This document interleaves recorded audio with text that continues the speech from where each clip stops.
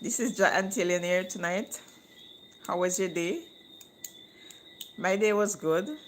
My day was a little hectic because I start back to work today because I was home for 2 days not feeling well. So I went back to work today. And Lord, they almost killed me with work. I worked so much today. It's like, oh, you were just waiting on me, man. It's like, yeah, I did a lot today. In the 8 hours, I did so many things. So how are you? All is well? Hi, my mother. My mother always says she's there watching. My mother, how are you? I heard you got back light. Everything is okay. My brother in Seaview Garden. You always telling my mother when to watch.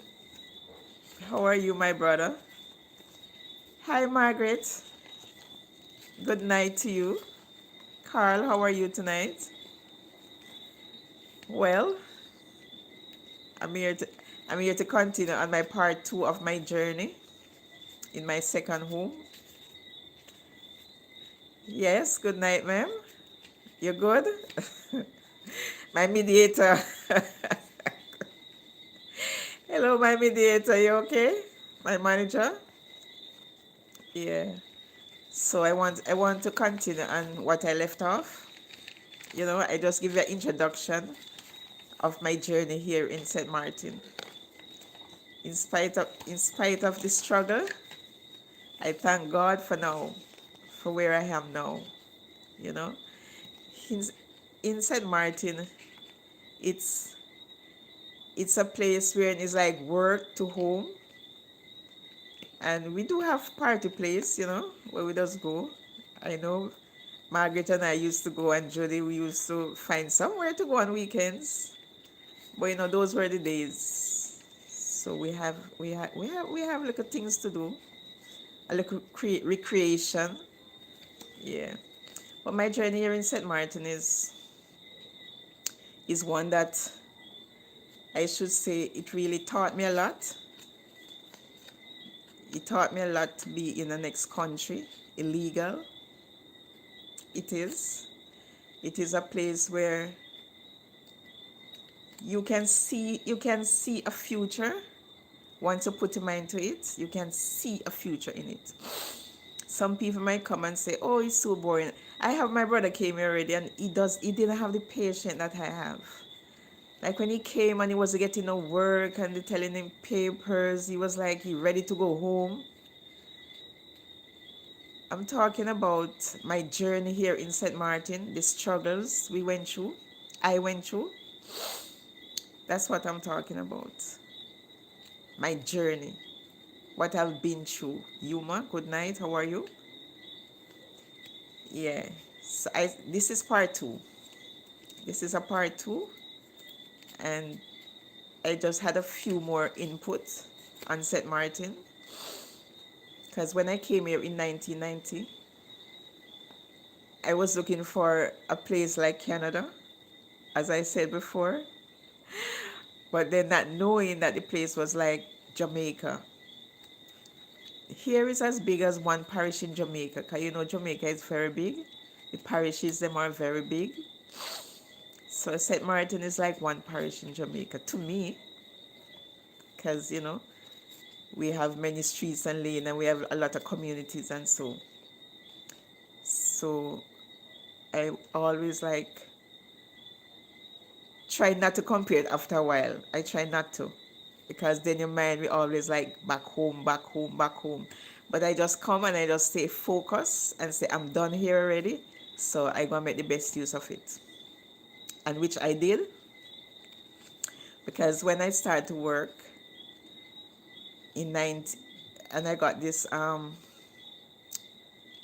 part-time, I would call it a part-time job because I start November and it ends in January. So I would say it's a part-time job. It was just a seasonal job.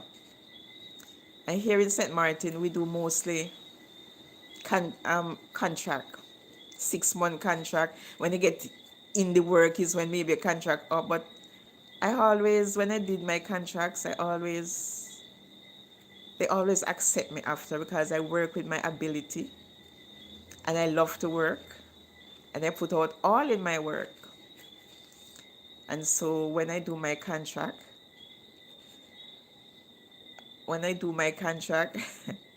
the dollars, Margaret, I don't, it was guilders. We work in guilders and minimum wage, you know, minimum wage we work.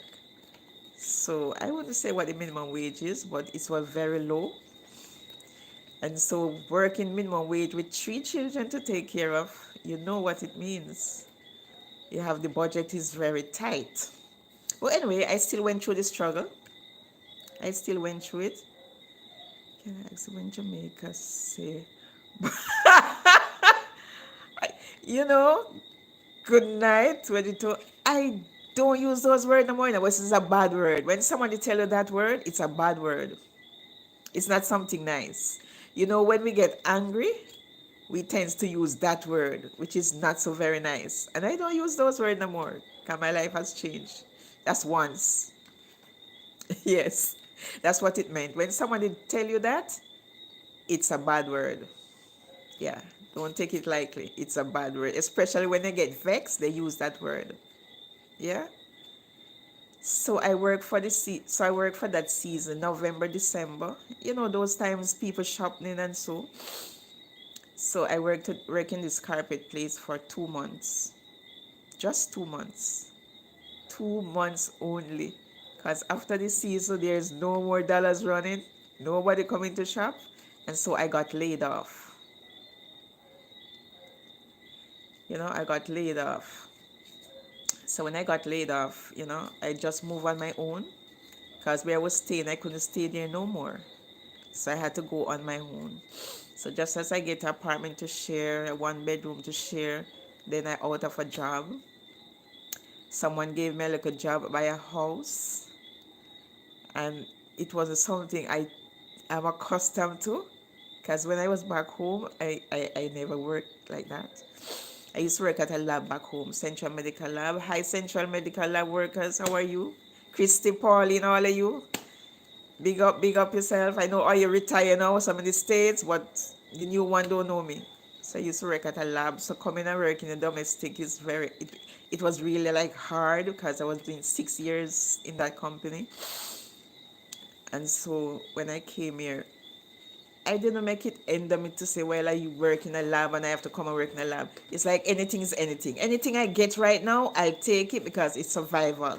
I have children. I have my mother to send money for, to look after them. And I know my mother. When she ain't get the money for the children, you know she call in. But anyway, it was like, a struggle. It was very tight. So I had to do this job when, what domestic job is all about. Yes. Wash, you got to cook, you got to clean. And boy, it was a trauma for me right there. It was a trauma in that house. I was like, Lord, please help me. Help me to get something else better. Not really better, but not a house job.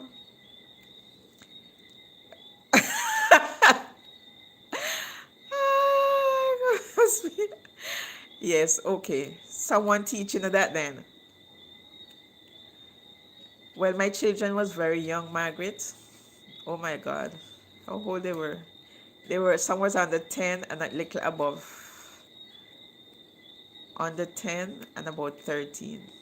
I left them when I was very young because my eldest child is 43 last month. So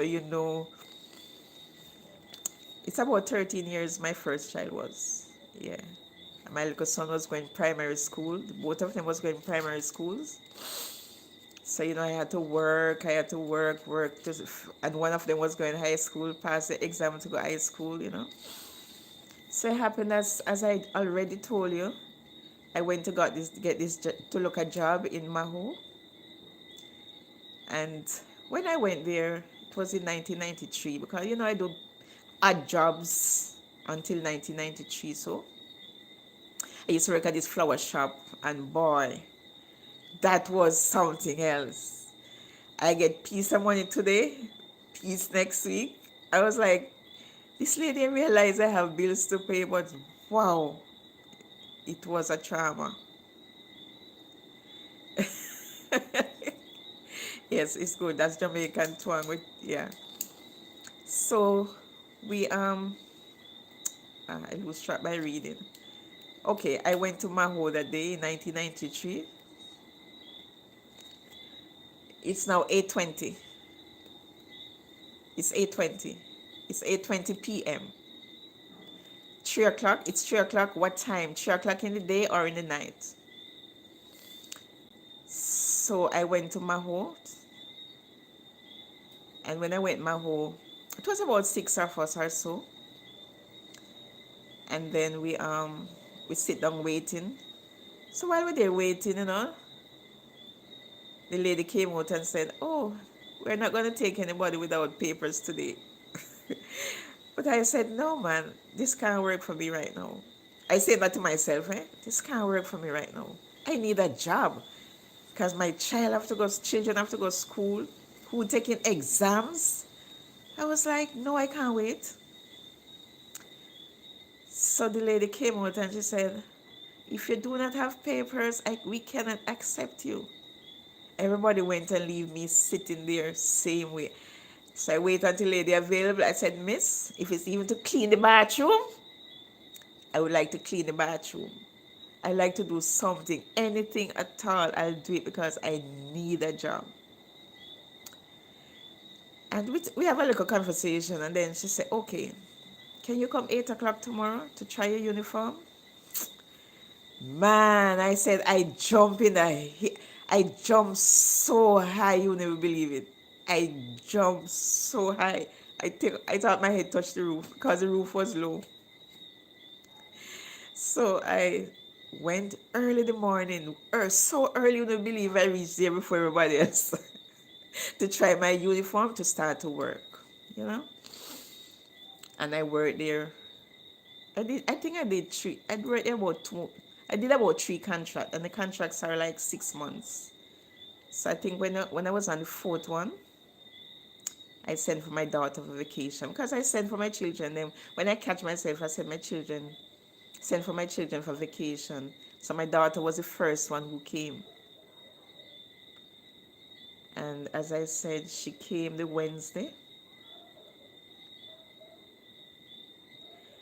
The Wednesday, she came the Wednesday because the flight used to come on Wednesday. So when she came the Wednesday,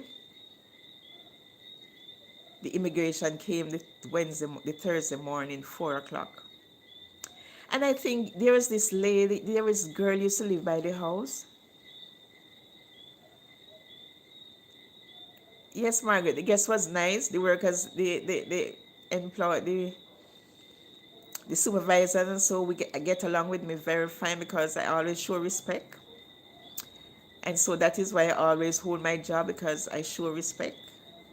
I mannerly. So, and the guest was nice. Yes, the guest was nice. Once you clean the house and treat them nice, you get a little tip. And so, so it was good.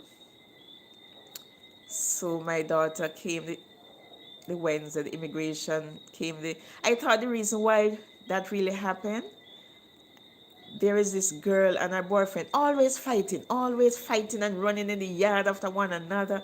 And I think there was a neighbor. I think the neighbor did it. Yeah. That neighbor across the road, they are the one who sent the immigration by the house, because it's like anywhere you find Jamaicans bundled together, they always tend to target that. Yes, they target Jamaicans because they have we have a reputation. And so they came in the morning. Each window, each door have police, the immigration with some guns, like they're coming for criminals. I can't forget that. They surround the house because they know you can jump through the window and escape somewhere. And where we was living, it's like on the main road. So yes, for true, we could escape, because if it just come by the front door, we could escape through the back. But they always surround every windows. And so it was really heart wrenching. It was dramatic. It was like, no, no, no, no. This Pauline, this is where you come St. Martin to do it for, you know, for these things to happen. It's like you live in a country free, but when you come in the next man country, it's not like that. So I went home. We went home this Saturday. Someone keep my daughter for me, and I went home this Saturday. And boy, that's an next drama again. That traumatic, that experience in jail. It's not nice. I don't know who got jail and like jail.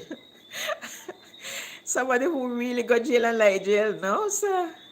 I went to bed last week. We now sleep in separate rooms as we have drift. Oh Lord. Yeah.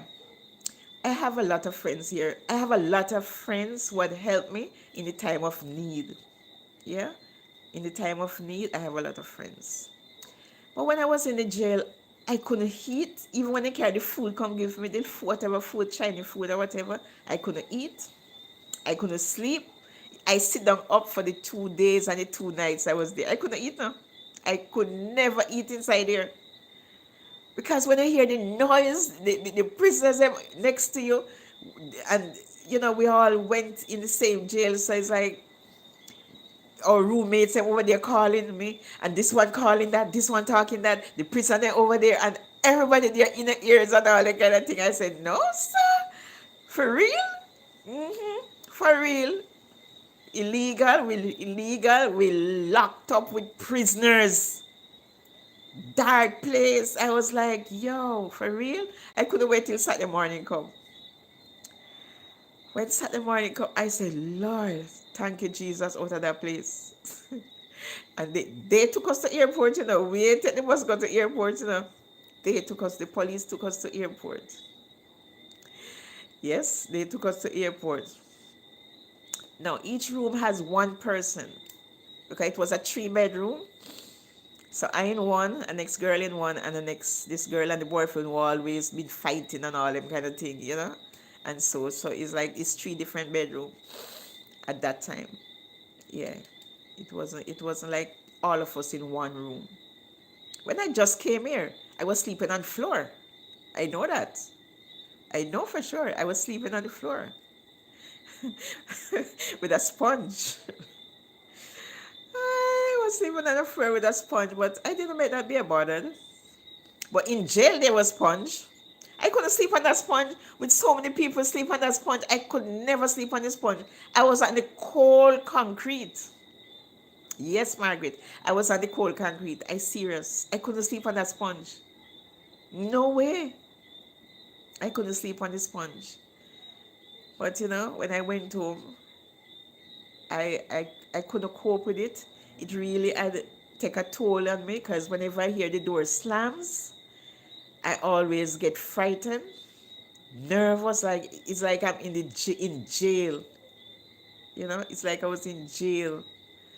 So I couldn't take the door. Couldn't take the slamming on doors and so and I couldn't eat. I was always thinking about it. Like Lord, look, my job. I lost my job, and I prayed so hard for that job, and then look at me now. So nobody knew immigration that sent me home. It's like I went home, on my own. Nobody knew. Only my family member knew. So I was there for about 1 month. Yes, I was there for about 1 month. And I came back. I came back with revenge. Serious revenge. Yes, I came back with revenge. Yes, I came back with revenge in my heart. I said, okay, you sent me home. You're not going to do it again. I ain't going to give you the chance again. Yes. When I came back, I tell myself I don't want to live with people. I don't want to share no apartment. I don't want to share nothing with nobody. Because when you share, the house become bombarded and, people in and out and so. So I tell myself I don't want to share. If it's even the last cent to pay my rent, I alone go and pay it. Yes. I alone will pay the rent, but not me. and anybody sharing again. It's not a nice feelings, especially when you have people with relationship and then they tug of wars and all that kind of thing with each other. It's not cool. It's not cool. Being illegal, it's not cool for us to be around people like those. And I changed my environment. I try to live in not an upscale community, but somewhere we don't have a lot of Jamaicans or other nations where it's illegal. I try to like separate in a certain sense. So when I came back now, I do look at odd jobs because it's like anything you get now you're gonna take it. So cut story short, I went to this prominent bakery here in St. Martin, one of the number one bakery. I went, I got a job there, and as I said already, I did 16 years there. I did 16 years, 10 years supervisor, and 6 years, 16 years, and it was fun. So when I came back, and when I came back, where I live in KB. When I came back, there was no other choice. I live in KB. I live in KB. Yep. The number one bakery, Margaret. You know the number one bakery. No name call. No name call. Yes, so I got a job there, and I try to put things in place. I try to get my life together. I sent for my brother and a friend of mine, and we share the rent, to cut cost. Because, my children, them there still, and so I sent for one of my brother, and that's Glenn. So I try to live within my means, because I said, okay, I need, there are certain things, there are certain goals I need.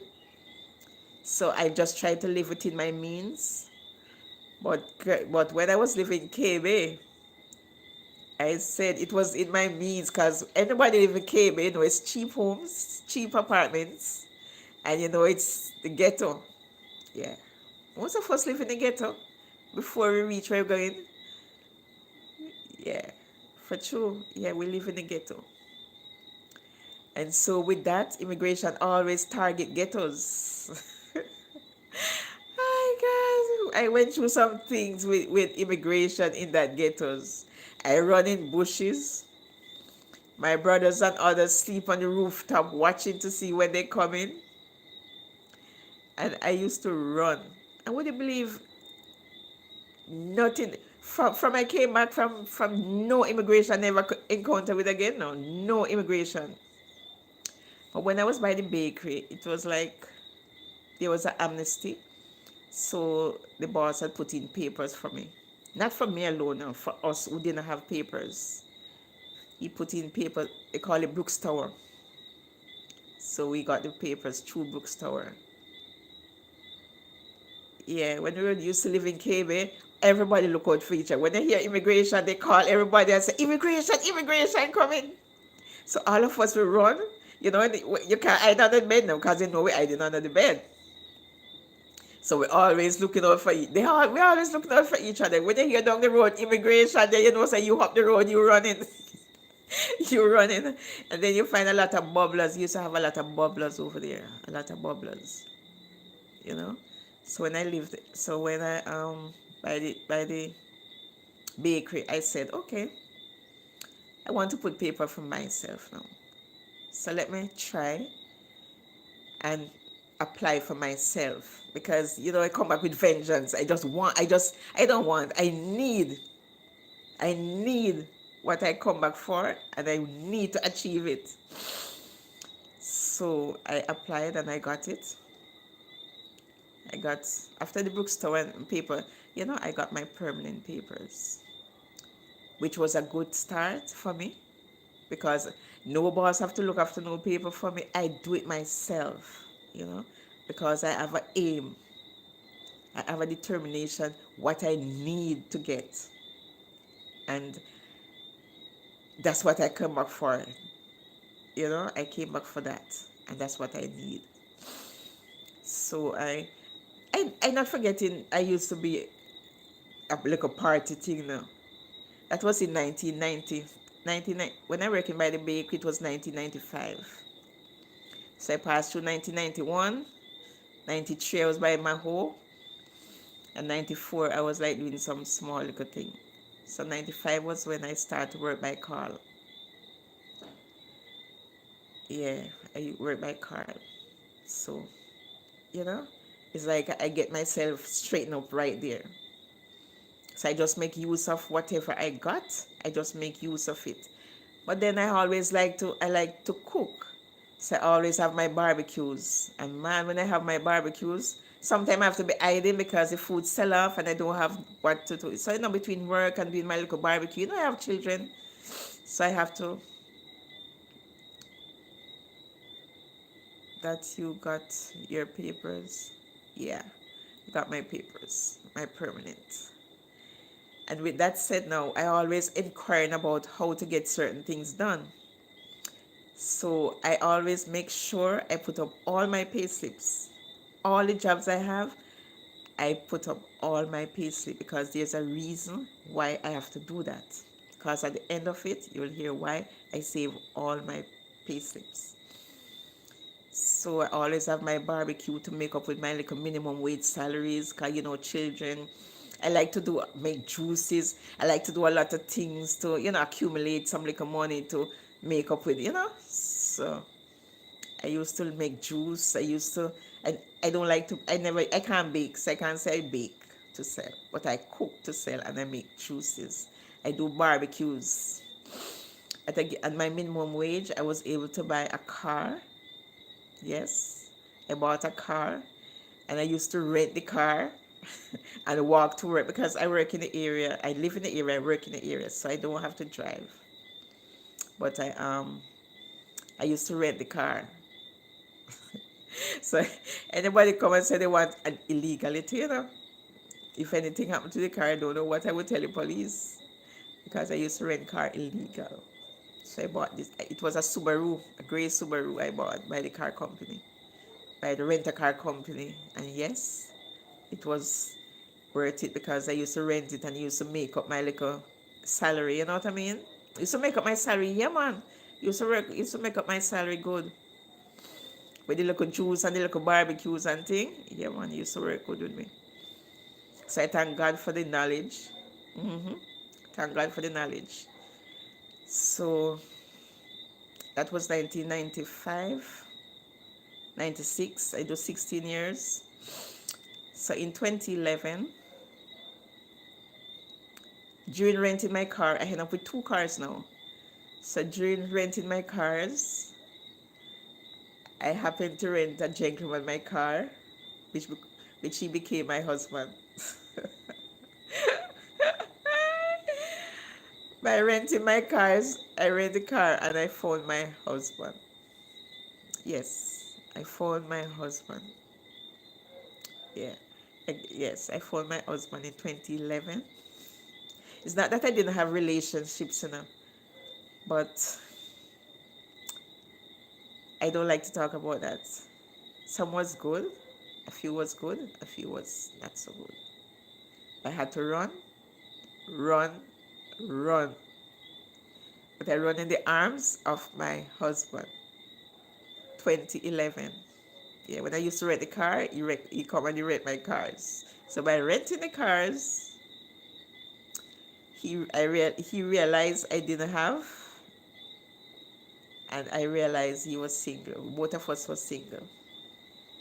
Yeah, both of us were single. And so we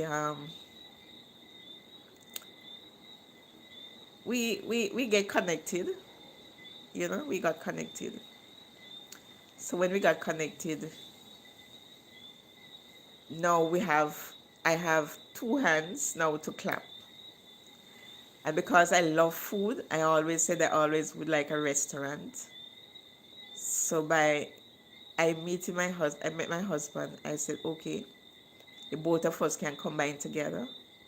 So I sold one of my car to help to open the restaurant, to get some funds to open the restaurant. So I sold, it was two cars I have, so now I sold one of my car to, you know, to open a restaurant. And I couldn't open a restaurant because I did not have Dutch passport. You have to have Dutch passport to be able to open a business. Yes, you have to have a passport. And I didn't have what he had. So I was able to use his passport to open it. Thank God, thank God. He see the struggle and he opened a way for me. But it did not work out. Yeah. I don't know if it's a location, but the overhead expenditure was very expensive. The overhead was very expensive. Yes, it was. And you have to pay tax, you have to pay the chef.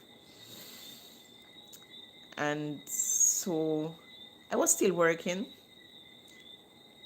And then I go in the afternoon after work. I will go in the afternoon. But then I tell myself, okay, let me go fully in it and see if I will be able to boost it up. But no, you see this skin of ours, nah, it didn't work out. So I said I wasn't going to struggle with no rest, nothing on my back. And say, oh, I have a restaurant. People going to look at me and say I have a restaurant. No, I didn't want that. So I pass it on to someone else. And so, yes, yes, credit was one of them. But then a businessman came to me and said to me, and he said to me, if someone came by a restaurant and said they have five, if the food is $10 and they say give you $5, they have $5. It's best to give them $5 food than credit them. Don't tell them to come back with the next $5. Just give them what the $5 worth, and try avoid crediting. Yes, a businessman told me that he always come for his oats porridge. Yes, always come for his oats porridge every morning. He told me that one day. Don't credit. Yeah. But if somebody come to you and say they're hungry, your heart gonna tell you, well, you don't want to hear he drop down and dead because you didn't give him the food. And you have a lot of, in business, you have a lot of enemies. Yes, I can attest to that. You have a lot of enemies in businesses. But, you know, everything was like just for a time. So I closed the restaurant because then I resigned from my bakery job. I opened a restaurant. I went in there full time. It didn't work. And so I closed it in 2015. So when I closed it in 2015, I went to look at next job. I went to back on my own again to get a next job. But then it wasn't so hard because then I met my husband. So, our hands are clapping, but I never stopped cook. I never stopped make juices, you know. And when I travel, I always buy things to sell. Yeah, I always buy things to sell. But St. Martin is a place where if we adjust ourselves and tell ourselves this is what we want or what we need, we can make it. There are struggles, yes, but we can by overcome it by just focus on your aim. Because I used to go parties a lot. My girlfriend and I used to go parties, but carnival, every panak we used to be there. I just get to like the zouk music. The zouk is very nice. The French side, everywhere we always go, music, music, music. But there's a time and place for everything. I used to go there a lot. So when I came back, I said, okay, all of that I finished with. So when I came back, I said, I'm gonna sell in the carnival. I started selling carnival to take back my money. Yes. I used to sell in carnival. When Juve morning, you should see me selling my beers and my liquors and whatever on the roadside and my Red Bull.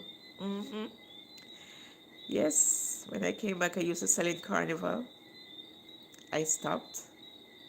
And then I I got married. Yes, to the same person I used to rent the car with. I got married.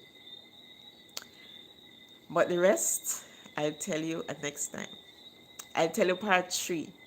So we're gonna end at 1995.